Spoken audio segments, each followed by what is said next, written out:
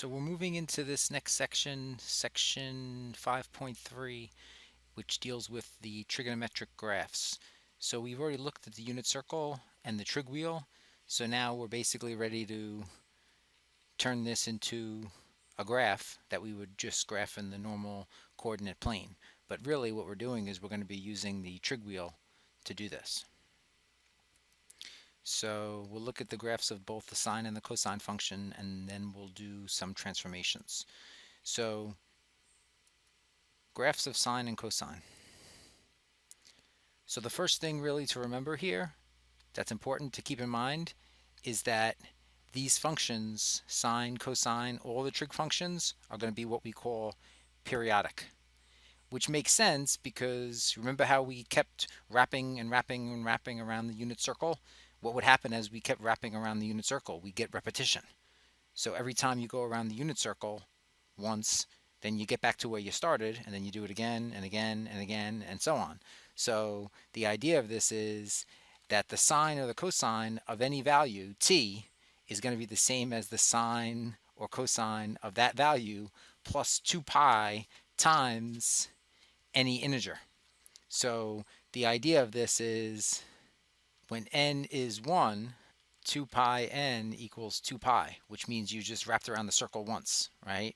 When n is 2, 2 pi n is 4 pi. That means you've wrapped around the circle twice. When n equals negative 1, 2 pi n is negative 2 pi. So that means you've wrapped around the circle once in the opposite direction, right? In the clockwise direction.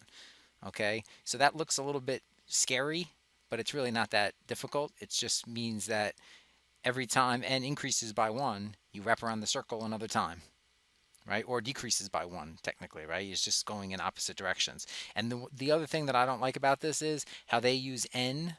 I actually prefer you to use k. K is actually preferable to n because k specifically means integers. N usually stands for natural numbers. K is actually a better value, a better variable to use, but I mean, it's not a huge deal. But I usually will use k there for any integer rather than n. But again, this is just telling you that the sine and cosine functions just repeat over and over again, okay, every 2 pi units. So there's them, the formalized property, right? The sine and cosine have a period of 2 pi because each 2 pi the graph repeats itself over and over again. All right, so it goes through one complete period in a length of 2 pi. So what's going to happen here with these functions is the way that we're going to want to do the graphs is just sketch one period. Okay, that's the easiest thing to do because then what happens is that period just repeats itself over and over again as you move to the right and as you move to the left. So that's going to be the most efficient way to graph these functions. Just do one period first. Okay, so one thing you could do is just make a table of values for sine and cosine as t ranges from 0 to 2 pi. And again, this is no different than if we were just wrapping around the unit circle. Okay, as you go from 0 to 2 pi, you're going once around the unit circle. So you can see the various values of the sine and cosine, right? Sine begins at 0, gets to 1 at 2 pi, then gets down to 0 at pi, goes down to negative 1 at 3 pi over 2, and then at 2 pi it's back to 0. Cosine starts at 1, then at pi over 2 it's down to 0, then at pi it goes down to negative 1, then at 3 pi over 2 it's back to 0, and then at 2 pi it's back to where it started at 1. Because again, remember the reasoning behind this is that sine was the y value on the unit circle and cosine was the x value on the unit circle. So you start out at the point 1, 0, then at pi over 2 you're at the point 0, 1, then at pi you're at the point negative 1, 0, 3 pi over 2 you're at the point 0, negative 1, and then at 2 pi you're back around to where you started, which is 1, 0 again. So here's the trig wheel illustration of what we just did in that table, right? So we started out at 0, where t was 0, which was the point 1, 0. So cosine was 1, sine was 0. As we increase in the first quadrant, what happens? The x value slowly decreases, and the y value slowly increases. And then once you get to pi over 2, now the y value is 1, the x value is 0. So sine was 1, cosine was 0.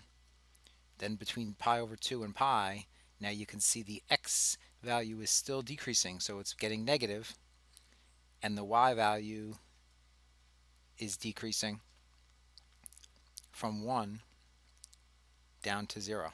And then when you get to pi, you've arrived at the point negative 1, 0. Therefore, cosine is negative 1, sine is 0 again. And then now that you're in this third quadrant, what's going to happen? Well, x now starts to increase, right, because you're moving right, but y continues to decrease because you're going down. So x goes from negative 1, increases to 0. Y goes from 0, decreases to negative 1. You get to 3 pi over 2, and you're at the point 0, negative 1. Cosine is 0, sine is negative 1. And then in the fourth quadrant, x continues to increase because you're still moving to the right, but now y begins to increase as well. So y increases from negative 1 back up to 0, and x increases from 0 to 1, and then you're back at 2 pi. And then you start the whole thing over and over again. Right? And that's why the period for the sine and cosine function is 2 pi. So then if we go back to our PowerPoint here, you can see then when they graph it on the xy coordinate plane, you can see sine starts out at 0, increases to 1, then decreases first to 0, then down to negative 1, and then gets back up to 0. So what they drew right here on the left side is one period of the sine function.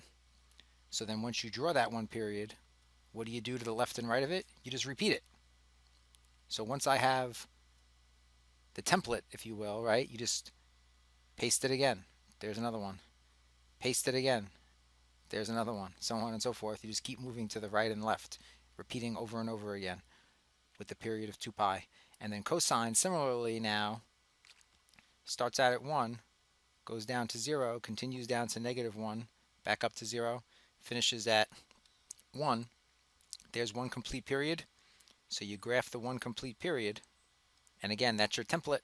And now you just recopy that template over and over again every 2 pi units, right? Both to the right and to the left. Okay?